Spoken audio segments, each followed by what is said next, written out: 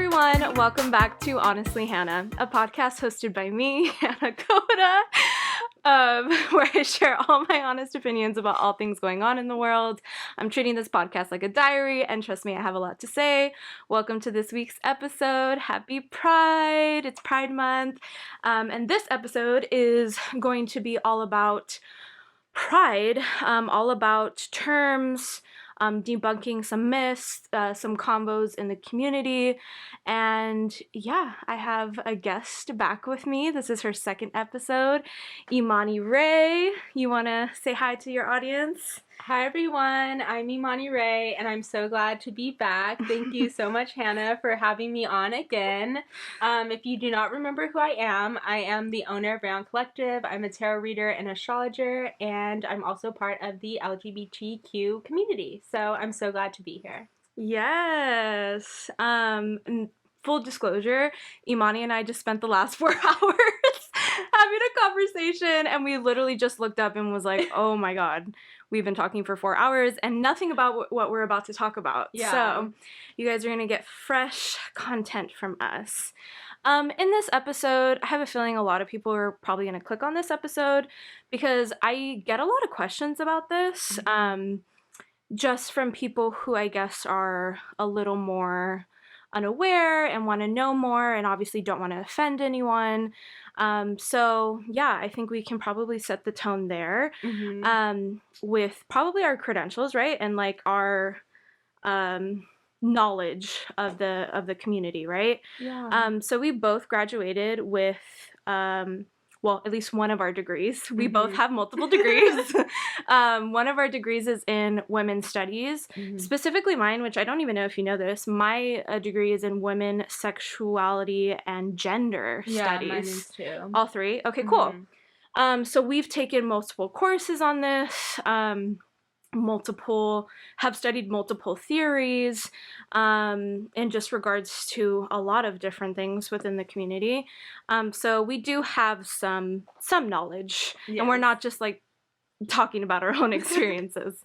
But yeah, so Imani, you own a brand that is a queer brand, or what would you say, like a non-fluid brand? Yeah, so I do label my brand as gender neutral, and the reason why I do that is I found it really important to, when I first started learning tarot, to make sure that it was inclusive. So a lot of the way people would talk about tarot was like feminine energy or masculine energy, so I don't talk about it in that way at all. I also just talk about energy as being fluid, as being general, and I also make sure when I'm using pronouns, I'm referring to that exact person. I don't really refer to, like, for example, if it's a queen energy, I will just say that this energy embodies this specific thing. Yeah. So I feel like that is really important, is to not really gender the cards, which a lot of people sometimes do. And I also found it really important to ask everyone their pronouns when doing sessions. So that's something that I also incorporate as well. Yeah, and I feel like you just hit a lot of things that I already want to start defining. So at the beginning of this episode, we're going to define a lot of terms, just kind of set the bar for like what we want to talk about later on. Then we'll have some combos about, you know, I feel like some controversial things in the community, as well as just like some commercial and like pop culture things that I want to talk about, that I've already kind of shared with Imani, you know, when going into talking about this episode. So I think the first thing, I guess, that we should define, like in general, the difference between queer, non-fluid, gender non-conforming, which in my head kind of just all mean the same thing, but maybe people don't know that, because I know like queer meant something completely different, like back in the 80s, you know, it was a derogatory term, and people, like, I'm sure if like someone from my dad's generation heard me saying that, would be like, oh, like that doesn't offend you? And the answer is no. So queer has been, what is it called? It's been reclaimed. Reclaimed, there we go. And basically it's an empowering word now. And queer, I guess, is where I kind of want to start, is an umbrella term, or at least that's how it was just described to me, and that's how I use it. Queer is an umbrella term for the LGBTQIA plus community. And then let's like talk about that a little bit. So L lesbians, Yes. gay, bi, trans, Q for queer, I for intersex. A has, for me, it's interchangeable. I've heard it used multiple ways, either for asexual or for ally. And then plus, because there are other things that you can identify with. Yeah, there's so many things. It's definitely a spectrum. And that's, I think, what I want to really dig in deep. Everything we talk about on today's podcast is, I guess the main idea is that everything's on a spectrum. I think a lot of an older generation's like mindset is like, no, like this is not how it was when I grew up, and like it has to be so black and white. In this generation, especially I think like with Gen Z coming up, not so many things are black and white anymore. Yeah. And I think we're really starting to blur the lines with everything. And really move toward a society where you don't have to fit in a little box. And like that's where, like, again, this queer word comes in. Gender nonconforming, I think, can be interchangeable with fluid. Basically, it just means that, yeah, you don't fit into the male or female dichotomy, or you don't feel like you're really one or the other. It's somewhere in between, or somewhere on the outskirts. It's a spectrum, gender nonconforming, or fluid, which I feel like we're starting to hear a lot more. Or what people like to say, non-binary. Yeah. Like, I'm thinking of like Jonathan Van Ness. I think he says non-binary. Yeah, and I think it's also really important to mention the difference between sexuality and gender. Oh, 100%. Yeah. It's not necessarily related as people think it is.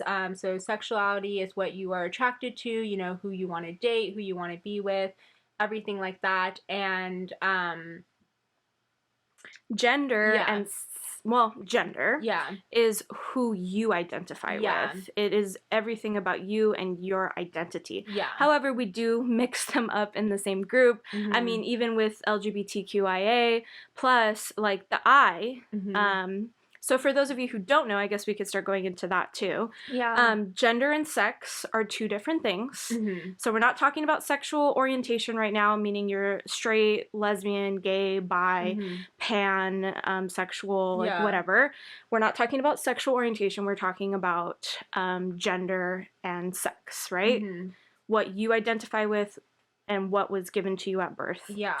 So what many people don't know, and it shocked me in college when I found out, there obviously is a difference between gender and sex. Sex is what you are assigned at birth. So literally the doctor says you either have male genitalia, female genitalia, or there's actually a third option, which is intersex, meaning you have some combination or you have some other things going on where you would have either a combination of male and female genitalia. I mean, yeah, it would just be a combination. Or there is obviously something else going on where they can't determine whether it's just male or just female genitalia. So there's actually 3 types of sexes. It's not just male and females. There are intersex people out there, and I believe the last time I looked it up, I think it's like 1 in every 100,000. Yeah, so the percentage, I think it's less than 9% or something. I was about to say the first like stat that came to my head was 10%. Yeah, so yeah, I think it's about that, but that definitely was from a few years ago. I remember learning about that in college and being really interested in it because I feel like a lot of people don't share it. A lot of people don't talk about it. It's very intimate. And I think also I feel like it also brings up the conversation of how important gender is to our identities as well. It's so important for us to be able to identify ourselves and how we feel. And I think that's very important, especially with intersex people, because, you know, they might have been assigned a certain gender at birth and they might not relate to it. They might not resonate with it. They might feel a certain way. And so I feel like that's why it's so important. And this is different than trans people. So we're talking about something completely different here. We're talking about your biological, your physical genitalia, where that's what we're talking about. We're not talking about what you identify really as. Yeah. It is what you have been assigned. Yeah. So it's a little different. I just want to make sure that everybody understands that those are two completely different things. Yeah, so being intersex is completely different than being trans, and I know sometimes at birth they can assign a gender to, like, a specific gender to intersex people, and they can be, you know, grow up in that way and not resonate with it as well. So I think it's definitely interesting to also, I guess, mention that too. I mean, the odds are is that you probably have either been friends with or known someone that was intersex, and it's a potentially, like, they might not have even know. There are cases where the parents at birth are told to make a decision based on, you know, what type of genitalia they may have, and, you know, I'll obviously that's all very personal stuff. Yeah. And so I don't think somebody would like just openly share that. They might, and they might feel comfortable and be at a point of their lives where they are willing to share that. But yeah, it's a very personal thing that I think there's a stigma around it, you know, of like someone saying that they're intersexed. Yeah. So that's sex. Now we're going to talk about gender, which, again, a lot of people, I feel like, use this interchangeably. They say gender, but they really mean sex. Like, for instance, gender reveal parties. Yeah. I wanted to talk about this earlier, but I have to bring it up right now. It is not a gender reveal party. And everybody that's, like, super close to me knows that I hate when people say this. I hate... It is not a gender reveal party. It is a sex reveal party. Yeah. It is a sex reveal party, meaning that the doctor has assigned a sex to your baby. Now, gender is something completely different. Gender is associated to masculinity and femininity, meaning that I'm assuming later on in life, I think it's around age 4 when we decide what our gender is going to be. Like, chemically in your brain, there is a developmental aspect to it of when you hit age 4, of when you start identifying as a boy or a girl or something in between, or something on the outskirts. And it is completely different. It could be completely different than what you were assigned at birth. Yeah, and I think this is also important to mention because a lot of parents might wonder, like, well, how do I know if my kid is trans, or how do I know, you know, what they identify as? And there's so many times at young ages you can just know right away, and kids will show you their true selves or how they want to present themselves to the world. And so I think a lot of times parents can, you know, be a little bit like, oh, like, you know, like, how do kids know this so early? But it's like, you know, kids really do know who they are a lot sooner than sometimes adults even know, and they're able to express it in a way because they don't really have that, you know, shame or that guilt from the world yet. So I feel like but also there is something chemically going on in their brain. There really is a developmental aspect that happens in a child's brain that happens around, I believe, ages 3 and 4, where they start determining their own likings, their own wants, their own, like you said, representation out to the world. So yeah, and I mean, I'm not a parent. You're not a parent. I don't want to teach you and like tell you how you should be parenting your children. But I definitely think if your kid starts expressing themselves in a certain way, just allow them to express it. Obviously, I hope that they're not hurting anyone. I mean, obviously, don't let them hurt anyone, or like, you know, just, yeah. As long as they're not hurting anyone, I would just say let them express themselves the way that they want to. Yeah. So, sex and gender, two different things. One is assigned at birth. One is something you really determine later on in life. And again, you could be the most feminine person in the world, but I feel like we all have a spectrum of masculinity and femininity in all of us, whether you are cisgender, meaning you associate your gender with what was your sex at birth, meaning I was a female, and I was assigned as a female at birth, and I also identify as a woman. meaning I am cisgender. However, at birth, if I was assigned as a female, however, later on in life, or whenever I can make my own decisions, I now believe that I am a man and I am more towards more masculine, then I would not be cisgender. So I am a cisgender woman. Oh. I don't think I've ever asked you. Oh, I am. Yes. You're a cisgender woman. Okay.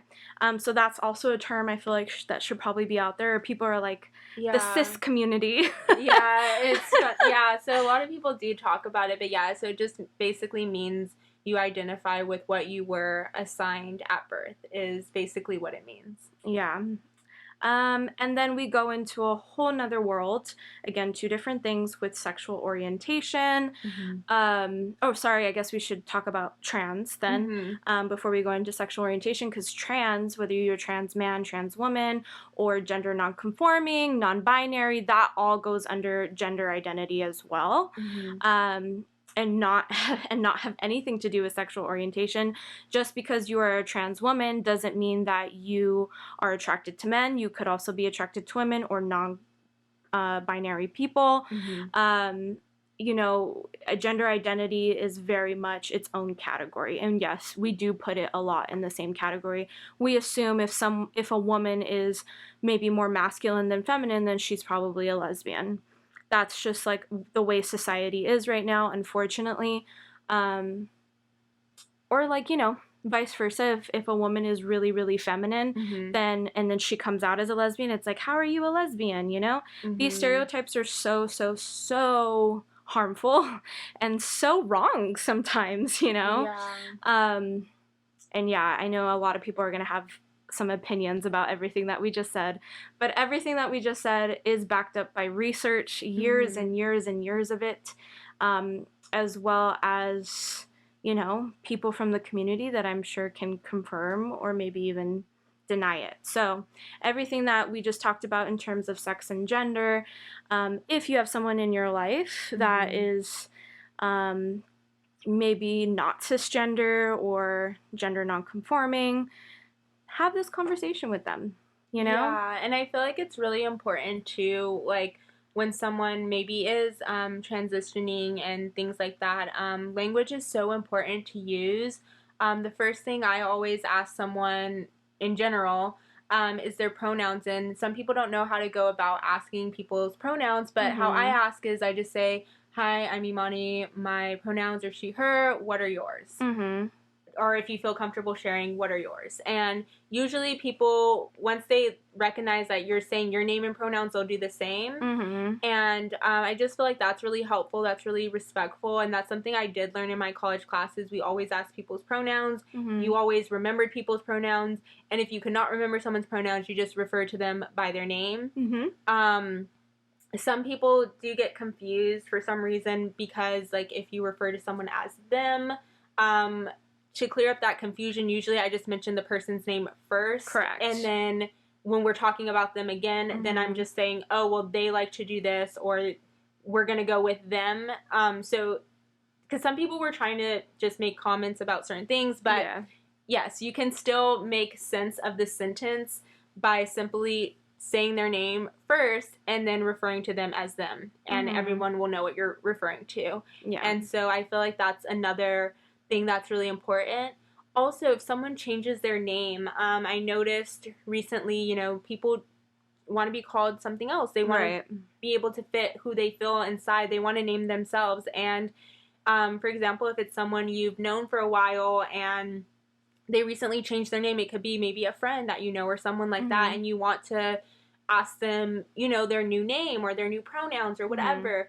You can easily just say, like, oh, like, hey, I haven't talked to you in a while. What name do you prefer me to call you by? Or not even prefer. What is your, new name? Or what can I refer to you as? Like, anything like that, I feel like is really helpful and really helps people too. And then also, if someone does accidentally get misgendered or something like that, as an ally, as a friend, it's so important to speak up and to be like, oh, like, you mean he or you mean she or whatever it is. It happens, where someone will be referring to someone as someone's dead name. And sorry, a dead name is the name that when a person transitions, it was their first name, like before. And so sometimes people will use like a dead name, and then you can easily just be like, oh, like this is their name now, or however you would like to phrase it. But I just think those are just a few things I wanted to mention. Yeah, no, for sure. And I definitely think that we're all not perfect. Obviously, like this is going to be very new to some people. Yeah. And I just think I get questions sometimes because a lot of people know that obviously I'm an ally and like obviously I know a lot of terminology about this community, and so they'll ask me like certain questions when they are talking to someone who is non-binary or maybe on the spectrum or whatever, and they're like, well, how do I approach them? And it's like, y'all, like they're just normal people like you and I, and not only that, I'm sure that they would appreciate you being straight up and asking them instead of like tiptoeing around this subject. And I could be wrong, not everyone is like this, so obviously have those conversations, but like if you are finding yourself in a situation where you feel awkward or you might not know how to address someone, literally just ask them, hey, what are your pronouns? Or hey, what would you like me to call you? I want to make sure that you feel comfortable, and just let them know. If you are an ally, which you should be, because we're all just humans and there's no reason, I truly feel, for you to put someone else down regardless of the reason, just because of a name or language. Yeah. It's a little silly to me. I think we should also mention what non-binary means, or what it is. I feel like a lot of people have been wondering about that too. And so non-binary is just basically can mean a few different things. I feel like it looks really different for each person. So it can be, embracing both sides of the spectrum. Right. Or it could be neither. Yeah, it could be neither. So I feel like it's a mixture of both. Like for some people, it's about embracing your masculine, embracing your feminine. For some people, it's like, I don't want anything to do with gender. I just want to be myself. And, recently, Demi Lovato, they are non-binary. And I think Demi might go by both. Oh, okay. Yeah. I'm not sure. Yeah. But for now, I'll go by they. But yeah, I just thought that was a really good way to bring that conversation, because, even for like my family, like we watched it on the news, or it was like on news. And so I explained it to my grandma, and I explained it to my mom, and like, it was just a really good conversation to have. And I feel like certain like when certain stuff like that happens, like it's nice to be able to explain it and understand it, and also just relate to it too. So I really was so glad when Demi finally was able to express themselves as they truly are. And so, yeah. And Demi even mentioned that, this may change in the future, that they're just like trying to figure it out, which I think a lot of people are, Another thing that I want to mention too is I just know that people are going to be very skeptical of this conversation. Something that I really want to mention that helped me understand a little bit more is that this is not something new. It is in Western society, aka American society, and culture. However, a third gender or non-binary genders, meaning that there's not just a male and a female, has existed in our history for generations upon generations. And the proof is there, in Native American cultures. They have something called two-spirited. A lot of, I believe it's Hawaiian and Samoan cultures have something similar. It's not just like male and female. And it's in a lot of different cultures within history. So for those that are like, no, there's only a man and a woman and that's it, and if you want to start bringing religion into it, actually, if you really start going back and doing your research along with all types of history, as well as just like in the animal kingdom, there are a lot of even primates that mate with the same sex, and it has everything to do with just their nature. And like seahorses and stuff. Seahorses. I was even thinking of, I think penguins. Or do they do something weird? I don't know. Yes, but I'm thinking more of it's a certain type of monkey. It's not a monkey. It's a orangutan, a primate. It's a certain type of primate. Oh. I'm forgetting the name, but there are a lot of different species. As you know, if you don't want to be compared to an animal, again, in a lot of different cultures in our history, there are more than just two different genders and two different sexes. Yeah. As well as a billion different sexual orientations. And in a lot of history, they were considered healers, or they had a very specific role in that society and that culture, and were actually looked up upon. So if you're interested, I'll probably link some articles and some papers down below so you can read it for yourself. That whole aspect of like the history of the LGBTQIA, I guess, community really, really interested me, because we're in a society and in a culture right now where things are very binary. And honestly, not just with like a gender and sexual orientation, but just this entire country right now seems a little split, whether you're on the right or the left. And it's like, no, like we actually do. There are some stuff in the middle, and it's all on a spectrum, right? Yeah. So yeah, the last thing I just want to define is heteronormative. So I feel like recently we have seen a lot of coming out stories and that whole culture around coming out, and some people feeling like they don't have to come out because straight people don't come out. Yeah. I'm not gonna come out to you or my family and be like, yeah, like I like men. You know what I mean? Yeah. It's kind of just assumed. So heteronormative means that you live in a society where most of the culture is quote unquote straight. Yeah. And I really think that we need to start getting away from this type of society. I think we should start really just embracing like everyone for who they are, and not really and no one should have to come out. Yeah. I think it's a great thing, and it's an empowering thing. But even I follow a lot of YouTubers like Rachel Ballinger. Like, she didn't want to have a huge coming out story because, like, who cares? Like, unless I'm dating you, like, what does that matter? You know?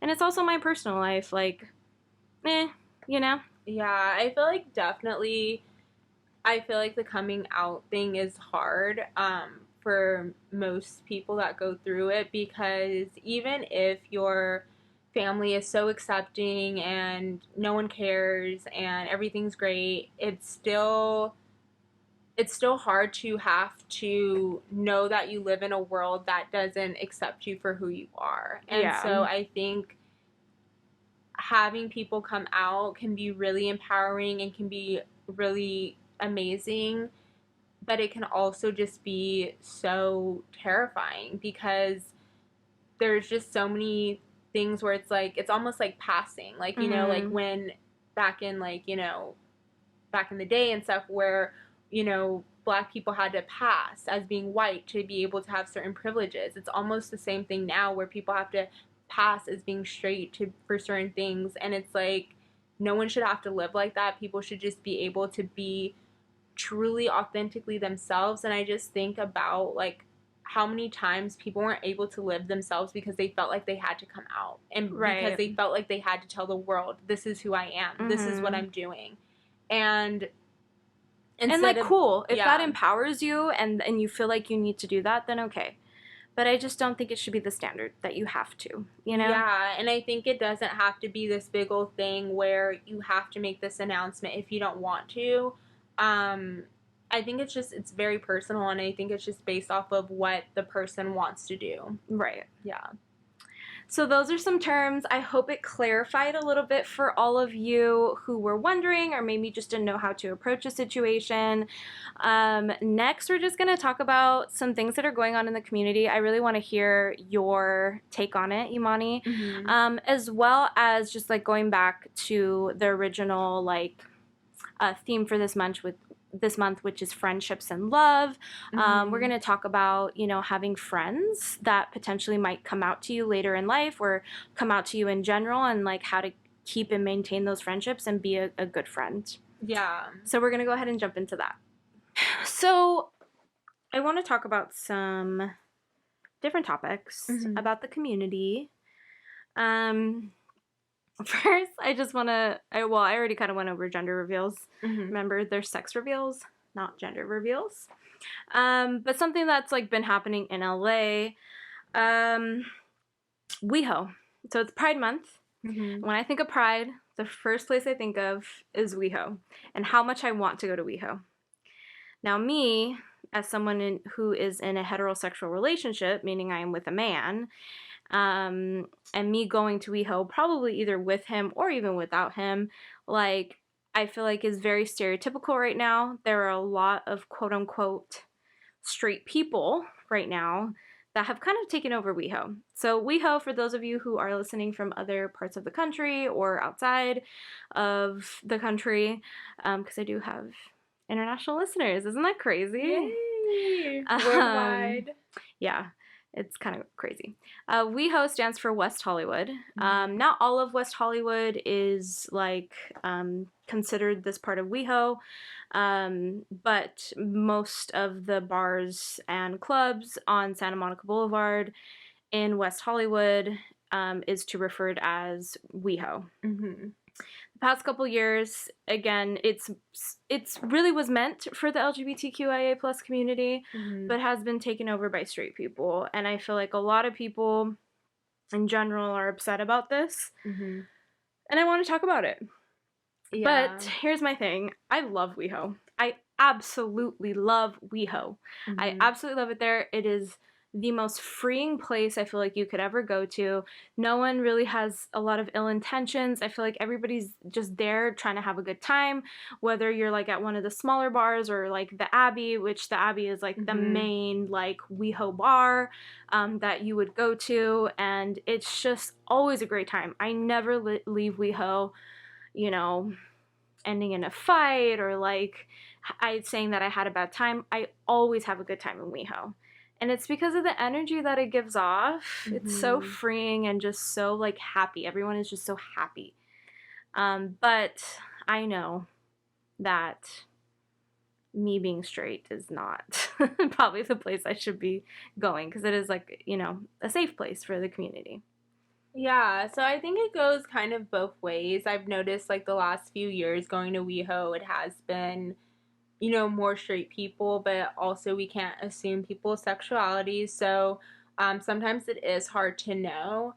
And I think it even goes with the same thing with Pride festivals. Like a lot of allies come, and sometimes it is hard, especially if you're trying to meet someone or if you're trying to date or, whatever the reason, it can sometimes feel a little difficult. Yeah. But I do think it is important that if people are being good allies, they are showing, that they're supportive and being respectful. I don't think there's anything wrong with straight people going to gay bars and going to drag shows and paying, livable wages to people and tipping their bartenders and tipping the strippers or whatever. Like, the dancers. Yeah, the dancers, sorry. I mean, some of them are. but yes. Most of them are dancers. Okay, yeah. But yes, you know what I mean. So I think it's so important to be able to monetarily support the community. Okay. And so I think also looking at it from that way can be helpful.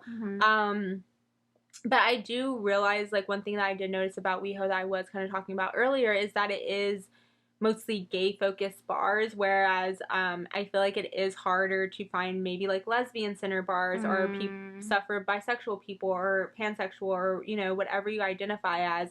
A lot of it is gay-focused, which is, great and inclusive, but I feel like sometimes a lot of women on the scene can have issues, or not issues, but they might not feel like they fit because they're going to these gay bars. There's a lot of men there, stuff like that, but they're not really able to, I guess, meet their match. So I do think, or I do wish that there were more like lesbian center bars. Maybe I just haven't been to any. But I feel like that would be helpful to see that. But I do think that allies going to Pride or going to gay bars or doing any of that, I think as long as they're being actual allies and actual good people and having good intentions with what they do, I don't think there's anything wrong with it.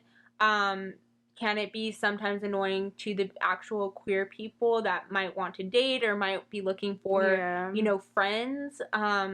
I think it's very difficult to find friends that are within the community as well. So, can that be a little bit difficult? Yeah, but I don't think it's a reason that people shouldn't go. And I also think it's important that even if someone does seem like they are in a straight presenting relationship, that doesn't mean like their partner is straight. It doesn't mean really anything. So I think that's also really important. And also knowing that straight couples can still be a part of the LGBT plus community as well, whether one of the partners is trans, whether the other partner might identify as bisexual, pansexual, or queer in general. Just know that even if someone does look straight, doesn't mean they are straight. And I just think also WeHo was created, for the gay people to be open, to be themselves, but I think it also just shows us all that it's okay to be yourself and that it's okay to be open and it's okay to spread this in more ways than one. And I just remember going to Pride in San Francisco and that being one of the first places where I could be myself and I could feel free and I could mingle with people that looked like me or acted like me or anything like that. And every time I've gone to, or not every time, but most of the times I've gone to Pride in San Francisco, I've gone with allies. I've gone with straight people. Right. And they were supportive and they were there and everything was fine. And so I am thankful to have like allies as friends because I might not have been able to do that on my own at that time. So I feel like it can be helpful to be a good ally. So if you are an ally, something that you can do is like go to with your friends to these events if they feel comfortable, or having a pride party if people are vaccinated and or something, definitely if you're vaccinated. But I don't know, it's just hard because I'm not doing any pride events this year because of pandemic still. So this is as much as pride as I'm getting, but I do think it's important you can be a good ally in so many ways, checking in on your friends. Right. Since we're also talking about being a good ally, I'm just going to throw this in here too. I don't know if this is a topic, but rainbow capitalism. Do not fall into it. So I don't know if this is a topic, but I need to bring it up.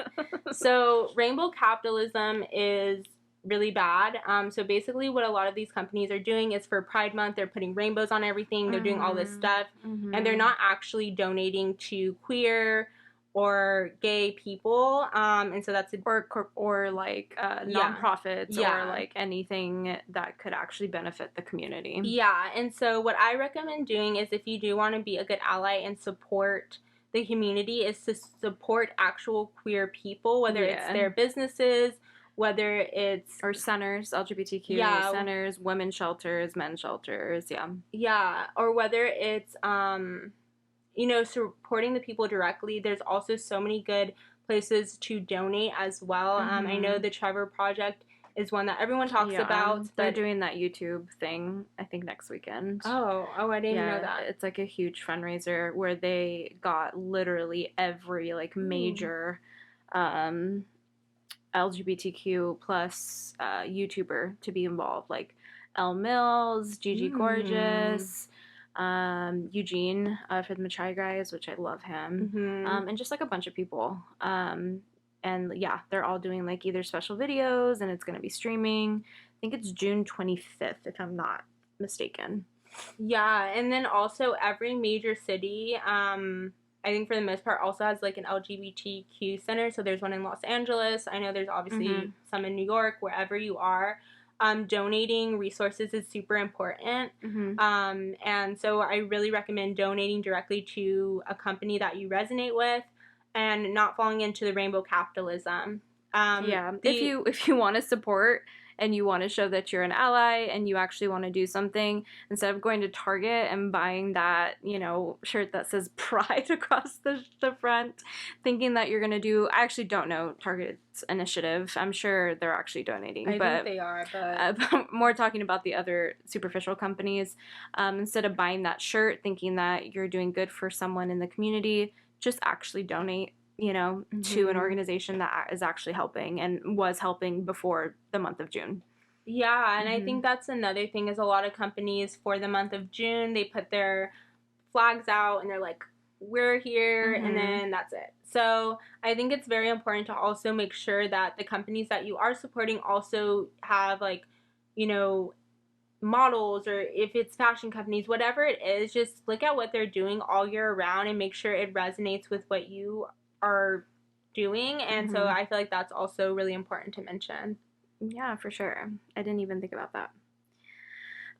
Okay, the next thing I want to talk about, so before we go into this, I just wanted to ask you if you're comfortable. I know you said it a little bit before, but just reminding, or just saying it again, what do you identify as?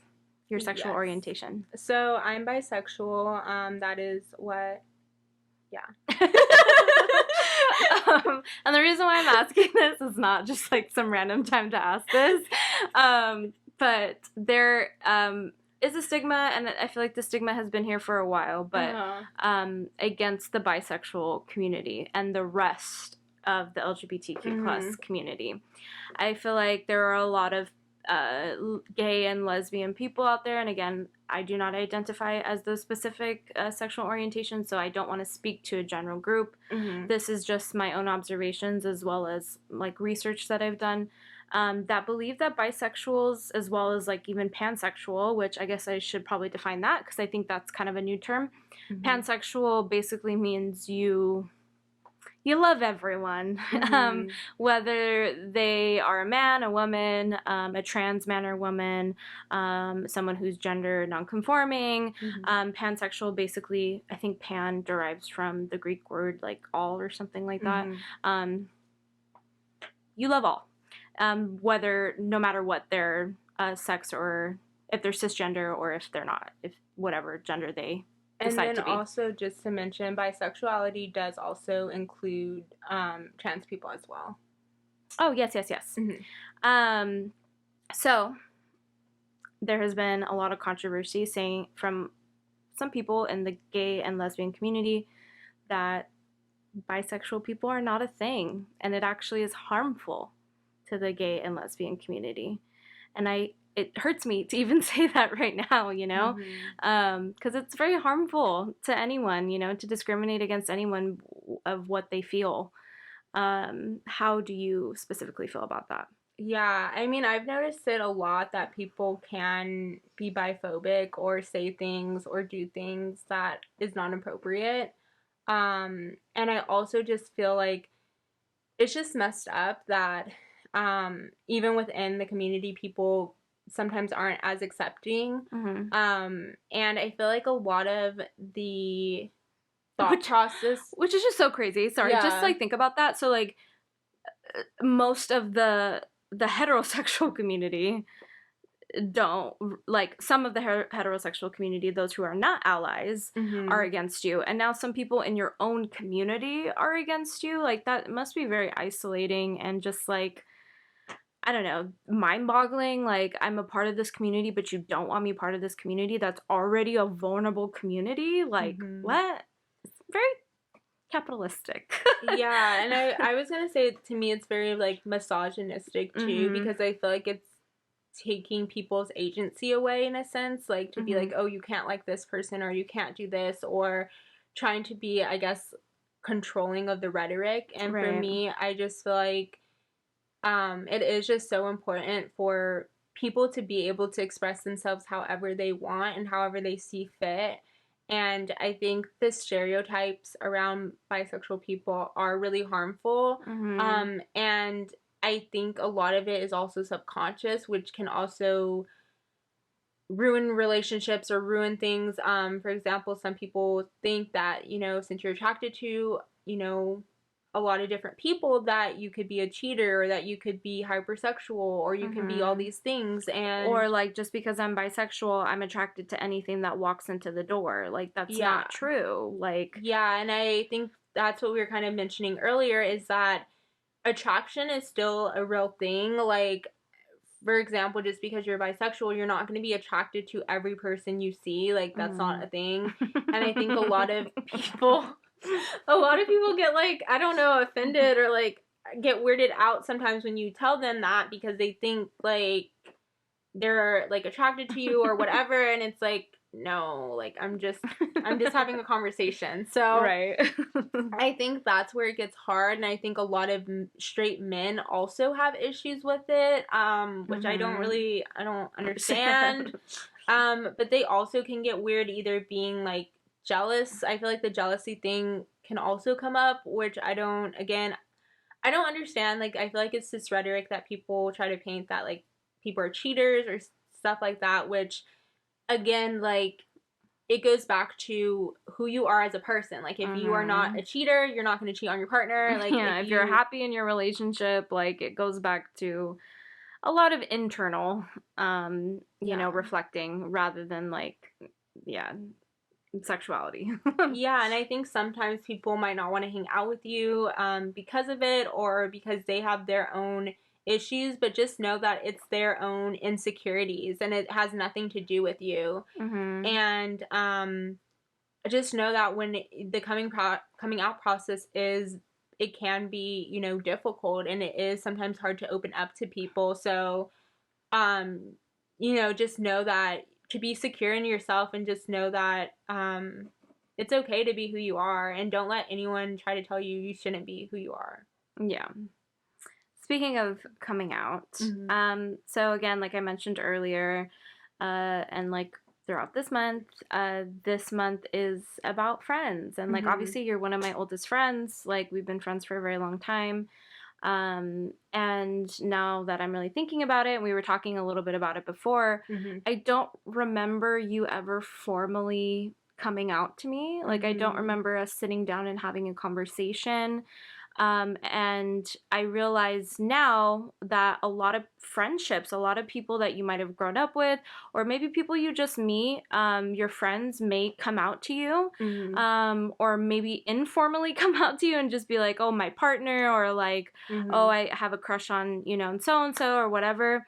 And I feel like in this day and age, like, that is obviously like pretty acceptable now. Like, it's kind of the norm, but people are still a little awkward on like what to do next, or like, should they ask something, like, or should, you know, like, or how should they react to a friend coming out. And I thought it would be really cool to kind of just discuss it, because I feel like you never really formally came out to me, but like, and maybe give some advice to those who want to come out to their friends, or if they're on the reciprocating end of one of their friends coming out to them, like, how should they respond. But yeah, I can't really think of a time where you have like said it to me. I think we kind of just were talking about it one day, and I was like, okay, yeah, like, whatever. It doesn't change our relationship. It doesn't change like how I view you. It literally didn't change a single thing. So is that an appropriate response? Would you have liked me to be like, oh my God, like, that's so great? Or like, what do you advise for people? I think for everyone it's really personal. I think for me personally, like, I think the least response was good. Like, I think sometimes it's hard when, like, for me personally, when people start asking a bunch of questions, because I know sometimes it's just like they're trying to educate themselves, or they're trying to figure out what's going on or whatever. But I feel like sometimes when the questions happen, it can feel like you're explaining yourself, and I think sometimes that's hard. So sometimes I think it is, especially if you don't have it all figured out. You know what I mean? Like, I feel like that's someone like asking you like, what do you want to do in your life? And you're kind of like, well, I kind of like this. You know what I mean? But like, there's like no set plan. Like, you don't know. I don't know. Is that how the experience is, you know? I feel like it's just hard because you just don't know how people are going to react to things. Okay. And you just don't know I think sometimes it's like you don't know if people are going to take you serious or not. And I know that sounds Mm. like weird, but I think for me it was kind of hard coming out because it's like I felt like sometimes like I couldn't prove it to myself. Like I don't know how to Okay. explain it, but like I feel like it was kind of just like, you know, I feel like it would have almost been easier if I would have brought someone home and had a partner and like Oh, I feel okay. like Like the validity of it. yeah, like I feel Okay. like that would have been easier because like I think it was just hard when you're not really dating anyone or you don't really date people and you kind of have to like bring this up out of nowhere. Like I feel like it's a little bit different when you're already dating your partner and they're there. Mm-hmm. But I don't know. I'm just going off of like my experience, but I definitely feel like Do you feel like people would have like tried to be like, no, you're not? Like you've never dated a girl. How would you know? You know what I I mean? mean, I've had some people ask me that, like, how did I Okay. know? But I think it was more of just like, are you sure type thing, which, like, for me, I think it's kind of hard because it's like if you've been going back about this for like your whole life, it's like you're pretty sure. Like, Yeah. I mean, and I personally don't think it's a choice. Like, yeah. I know obviously there's a lot of debate and a lot of Hmm. stuff out there, but I truly believe that people are born the way that they're born, you know? And yeah, you know, I also believe again that everything is on a spectrum, that we Yeah. shouldn't really have to define ourselves as one thing. If you want to, fine, but like there we should be open to a spectrum of things, but yeah. Um I feel sad. I don't want, I mean, it makes me feel sad that you had to have those conversations um, and not feel validated, you know? Yeah, but I also think I did have a lot of validating conversations too, and I think that was like also really helpful. And I just think for most people, I just don't ever talk about it, which Mm. might, I don't know, Do some, you wish you talked more about it? um, I Because, like, we sometimes, kind of talk about it, but we don't talk about it, like, in depth like that. yeah, Like, do you wish you had friends you did? yeah, I think that's what's hard is like at Davis, I had like my gay community, and I don't have it here. And I think that's Mm. what's really hard because they were just like the people that were experiencing the same things that I was experiencing, that we were able to like I don't know, I just remember the stuff that I used to do in college before I came out and before my friends came out, and it was just like I just remember like we would go to like Sacramento and like take an Uber and like go to these gay bars and like not tell anyone we were going, and like I don't know, it was just like such a mess, and I think about it and I'm like I just like I can't believe like I was so insecure with myself. I can't believe like I was so afraid of showing like the world who I truly was, Mm-hmm. and I miss having that. And I think that's what's hard about being here sometimes is I don't have that. And I think it's also hard having to tell people that have known you your whole life and that know you better they than you know yourself. It's hard Mm-hmm. to have to tell those people the truth and be honest Mm-hmm. with them. And so, And, like, have that relationship, knowing that that might change some relationships. yeah. Yeah. Um, yeah, I mean, that must be terrifying, you know? Like, especially obviously like back here, and it's crazy because this is obviously one of the most liberal places in the world, you know, in Southern California. Mhm. But even still, that fear of like the unknown of how someone is going to respond. Yeah. And I think that's why I felt so comfortable when I went to or every time I go to the Bay, because it's just like, I don't know, I think LA is diverse, I think SoCal is diverse, but then every time I go to Northern California and the Bay, I'm just like, we don't even know anything about diversity here. So I Yeah. think that's also like, it's just a cultural thing too.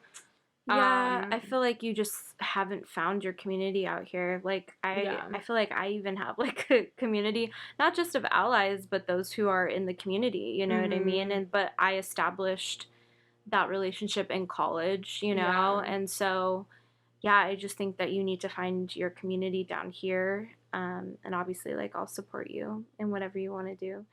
It's go to WeHo. I'll go to WeHo with you. I love it. I know. But do you have any advice for maybe coming out later in life? We'll start there, and then maybe any advice for those when you come out to friends and like how that response should be.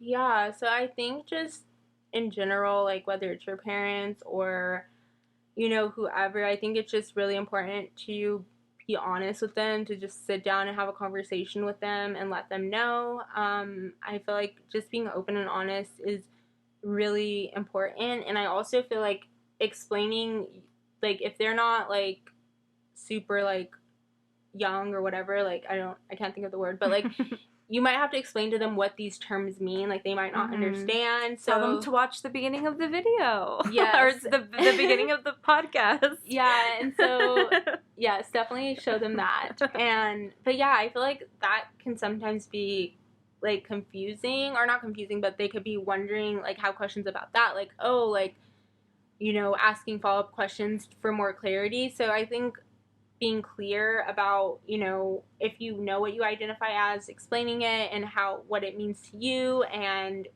whatever it is you need to let them know, I think is super important.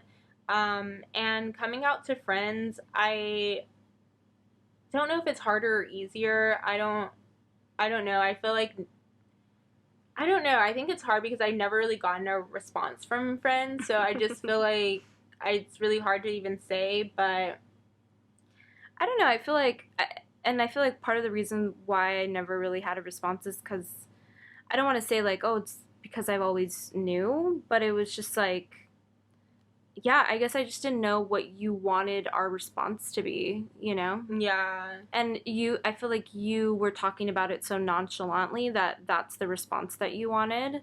And so it was like, okay, like, and like I said, like, it's not like it changed anything. Yeah. You know what I mean? Like, our conversations didn't change, and like, what we were doing or what we were, living, like, it was, I don't really feel like anything changed. Like, we were still here for you.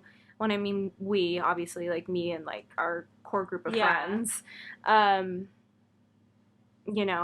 I definitely think some people will probably have a little bit of a harder time with it. Yeah. And so just that rhetoric of like, I'm here as a friend and I support you. And again, I think a lot of people think that the relationship is going to change. Mm-hmm. So reassuring them that this doesn't change anything, we're still friends, and it doesn't change our relationship.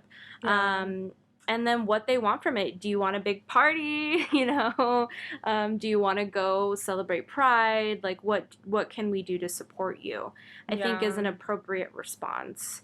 Or if it's more low key, just being like, oh, okay, all right, and then kind of, again, just not being, I guess, weird when it's like brought up again. It may be new and it may be a little awkward at the beginning, but again, I think going back to our conversations that we were having earlier, like, just be direct. Like, just with like, you're not sure what someone's pronouns are, just ask them, like Imani, are you talking to that girl? Are you talking to that guy? Like, what's going on? Or like, is this someone that's serious? Like, just any other questions like you would normally ask someone about their partner, and just be direct. And I think it's also important to use gender inclusive language too, because I feel like so many times I would have friends that would like only ask about guys, and I don't think they realized they were doing it intentionally. And then like I say, partner. And then I had like a friend like mention it one time where like my friend was like super like boy crazy, and she was all like, oh, like, how are things going with guys? And I was just like, and then my other friend like chimes in and she's like, or girls.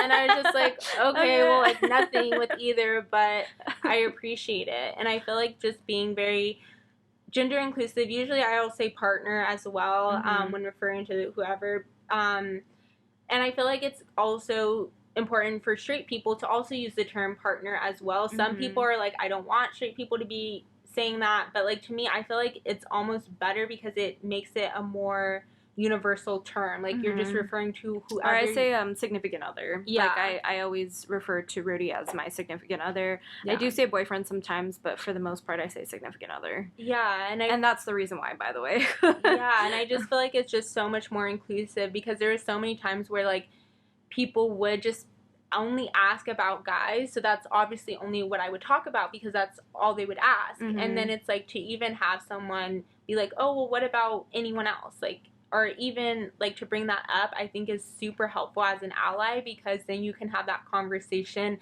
that they might not have wanted to share, or maybe they felt like, okay, like, I do want to talk about this, but I don't know how to talk about it in a way where they're not gonna get weirded out, or however it is. So I think by just even mentioning that, like, oh, like, are you open to dating this, or are you whatever, like, just bringing that up, I feel like is so important.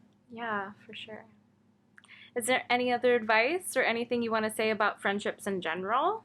I know this was the Pride episode, but yeah. I just think it's important to be, like, open, like, with your friendships, because I do feel like when I was in college, I do feel like I was living, like, a double life. Like, I felt like I was not who I was. Like, I felt like, and a lot of it was just being in college, but a lot of it was just also the sorority and just so many other things. And I just... Imani was in a sorority as well. Yeah, and I dropped. But, yeah, so I just really think that what I want people to know, or what I wish I could have told myself, or all those girls that later came out, and what I wish I could tell them is that you'll be so much happier, like, living your authentic truth, and you'll be so much happier living who you truly are, and the people in your life will accept you so much. For example, I recently came out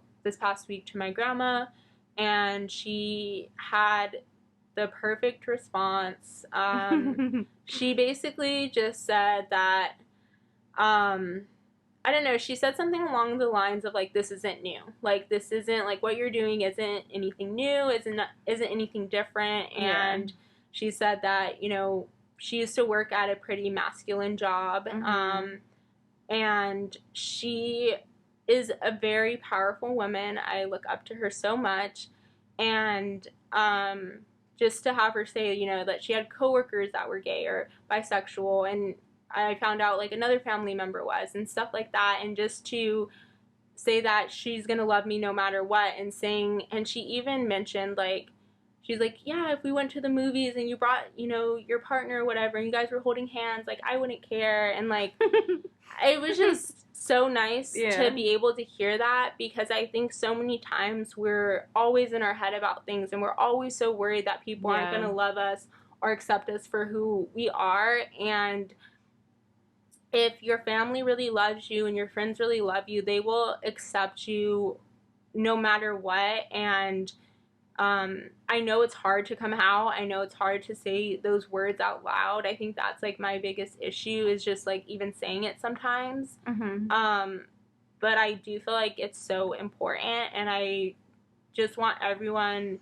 who's, like, listening just to know that you can be yourself, and to know that it's okay, and know that you are loved, and know that you are accepted, because I feel like so many people just don't feel accepted, and they just feel stuck, and they just feel lost. And know that your people are out there for you, and know that, you know, people that know everything about you, it's okay to grow, and it's okay to change. And I feel like, kind of going off your past episodes and stuff, you know, you've been talking a lot about growth in friendships, and I feel like it's normal. It's normal to grow. Like, there's certain things that I used to do when we were in high school that I would never do now, because I'm a different person. Like, and I think that's okay, and it's acceptable. And I think so many times we try to hold on to, like, the old version of who we are, and, like, or people's perception of us. In a certain box. And I felt like I was just really living for people's perspective of who I was, and I just put my own self in a box that I knew I didn't fit in. And I feel like that's what I feel like is so important, is to not put yourself in the box, and to just be yourself. Yay! Yes, always be your authentic self. All right, thank you, Imani, for joining me on this Pride episode. I am going to talk a little bit about what happened in the news, but later on, and I might have an outfit change. um, so let's go ahead and say goodbye to Imani. Say goodbye. Bye. And let's go ahead and jump into the news. Okay, let's go ahead and get into what happened last week.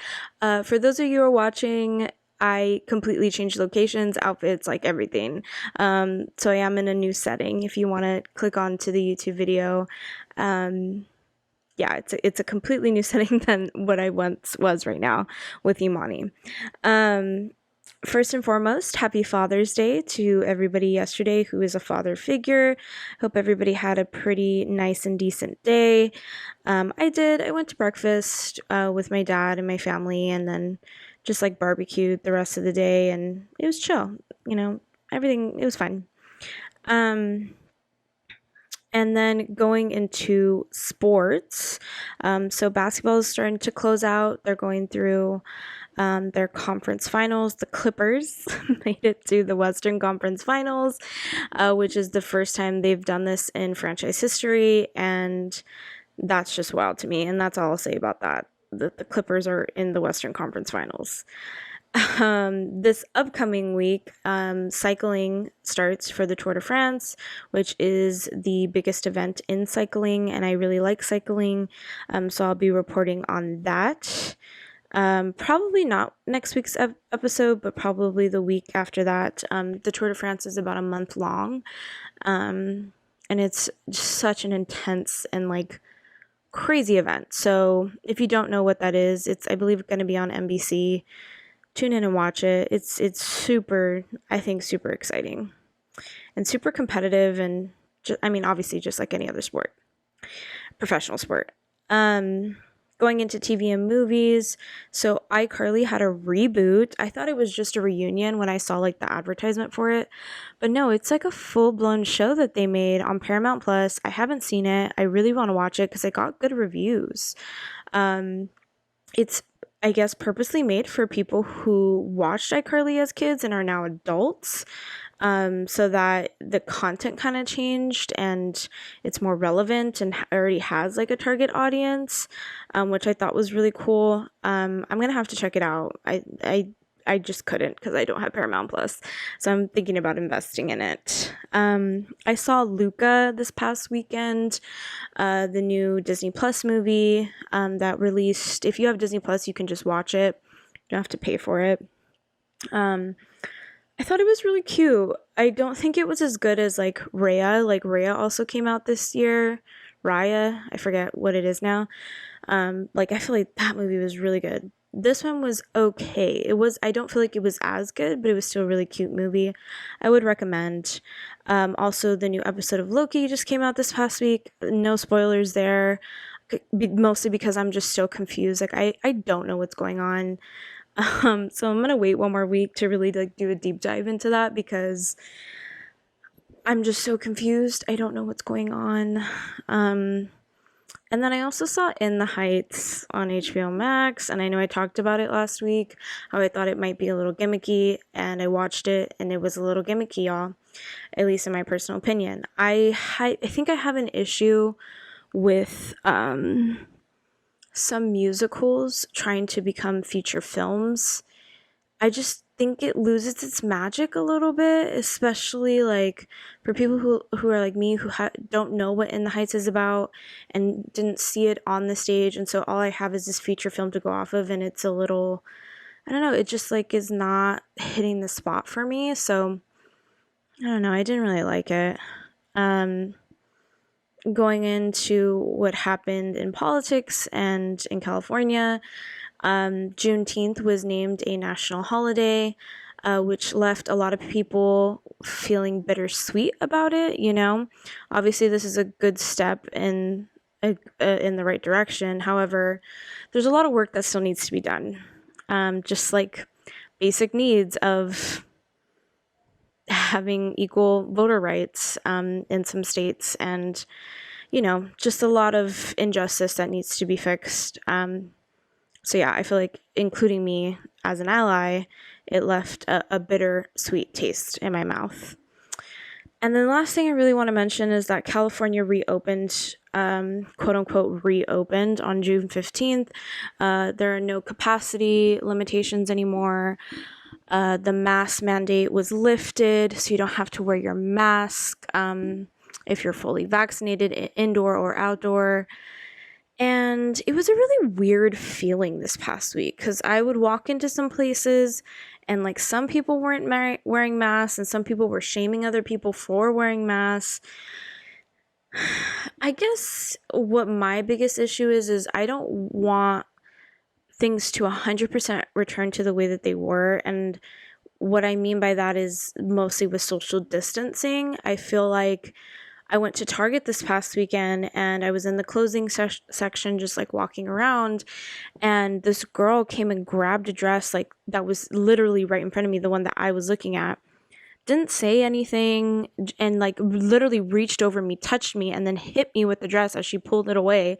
And I kind of just looked at her like, "Excuse you?" Like, and she didn't say anything and just kind of walked away. Like she made eye contact with me and then just walked away.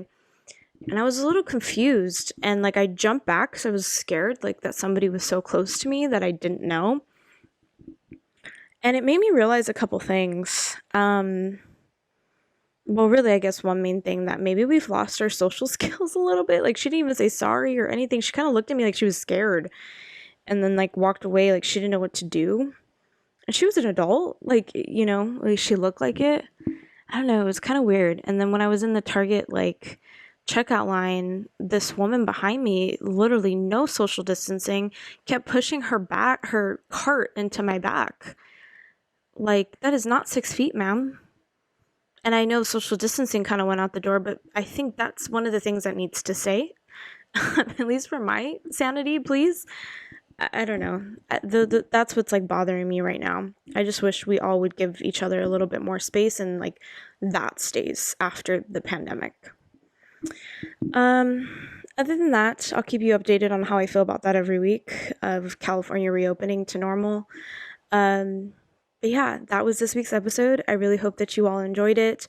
Our conversations, our, terms that we defined.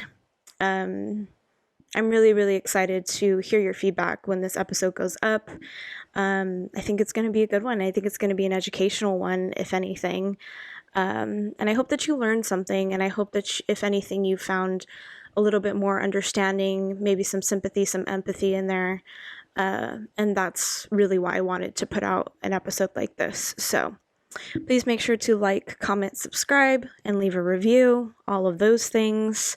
Next week, I'm bringing on my best friend of 20 plus years to just wrap up the month of talking about friendship. We're going to play a game, as well as just like have a candid conversation. I'm sure it will lead to some things, especially probably walking down memory lane. So stay tuned for that next week. There won't be an episode the week after July 5th for the July 4th holiday. Just putting that out there.